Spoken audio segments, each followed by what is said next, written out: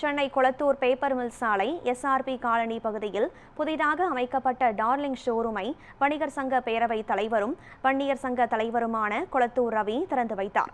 புதிதாக திறக்கப்பட்டுள்ள டார்லிங் ஷோரூமில் furniture, TV, mobile போன்கள், வீட்டு உபயோகப் பொருட்கள் உள்ளிட்ட பல்வேறு எலக்ட்ரானிக் சாதனங்கள் விற்பனை செய்யப்பட உள்ளது.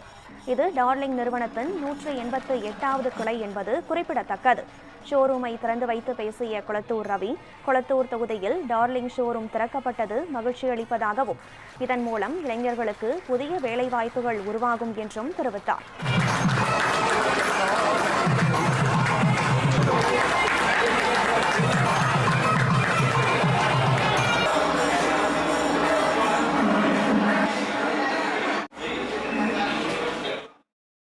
தமிழகத்திலே மிக முக்கியமான தொகுதியாக வழங்கப்படக்கூடிய கொளத்தூர் சட்டமன்ற தொகுதிக்கு உள்பட்ட இடத்தில் டார்லிங் என்ற ஒரு மிகப்பெரிய ஷோரூம் இன்றைக்கு திறக்கப்பட்டுள்ளது.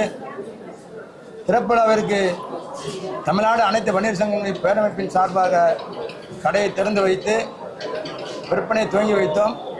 இந்த டார்லிங் கடை பல்வேறு வீட்டு உபயோகப் பொருட்கள் கிடைக்கக்கூடிய கடை.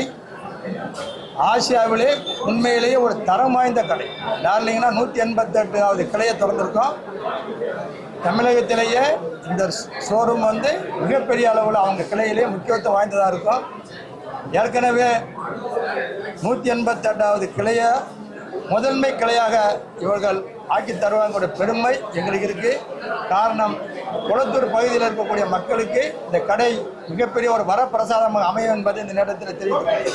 இது நம்ம டார்லிங் டிஜிட்டல் வேர்ல்டோட 188வது கிளை இப்போ கொளத்தூரில் ஆரம்பிச்சிருக்குது.